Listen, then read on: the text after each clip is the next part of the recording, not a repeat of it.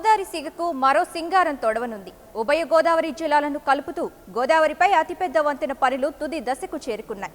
ప్రస్తుతం వంతెనపై విద్యుదీకరణ పనులు జరుగుతుండగా కాతేరు సమీపంలో రహదారి కల్వట్టు పనులు పూర్తి కావాల్సి ఉంది.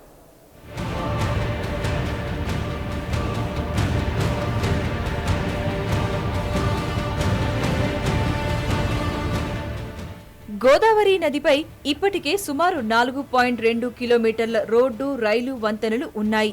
కొత్తగా నిర్మిస్తోన్న వంతెనతో మరో విశిష్టత దక్కనుంది. ఇది తెలుగు రాష్ట్రాల్లో అతిపెద్ద వంతెన కాగా ఆసియాలో రెండవ అతిపెద్ద వంతెనగా చరిత్రకెక్కనుంది.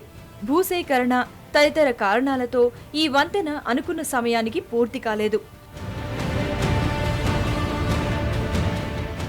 పశ్చిమ గోదావరి జిల్లాలోని కొవ్వూరుతో మొదలై తూర్పు గోదావరి జిల్లాలోని రాజమండ్రి శివారు ప్రాంతమైన దివాన్ చెరువు వద్ద ఈ వంతెన ముగుస్తుంది. దీని పొడవు 14.11 కిలోమీటర్లు కాగా గోదావరి పైన ఉండే భాగం 4.11 కిలోమీటర్లు. వంతెన పైకి వచ్చే రహదారులు కొవ్వూరు వైపు నుంచి 5 కిలోమీటర్లు, రాజమండ్రి వైపు నుంచి 5 కిలోమీటర్లు ఉన్నాయి.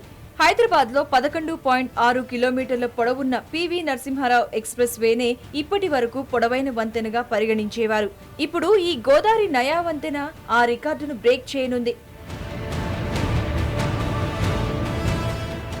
2009లో సుమారు 808 కోట్ల రూపాయలతో ప్రారంభమైన ఈ వంతెన పనులు ప్రస్తుతం చివరి దశకు చేరాయి.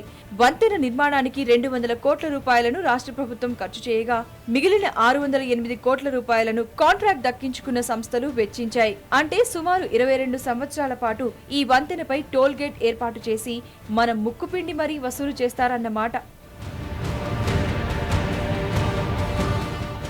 ఈ వంతెనతో రాజమండ్రిలో భారీ వాహనాలను నియంత్రించే వీలుంటుంది. గొండుగొలను నుంచి వచ్చే దారిని కొవ్వూరు వద్ద ఈ వంతెనతో అనుసంధానించడంతో దివాన్ చెరువు వద్ద వాహనాలు జాతీయ రహదారిపైకి సులువుగా చేరుకుంటాయి. పుష్కరాలకు ముందే వంతెనను ప్రజలకు అందుబాటులోకి తేవాలని చంద్రబాబు అధికారులను ఆదేశించారు.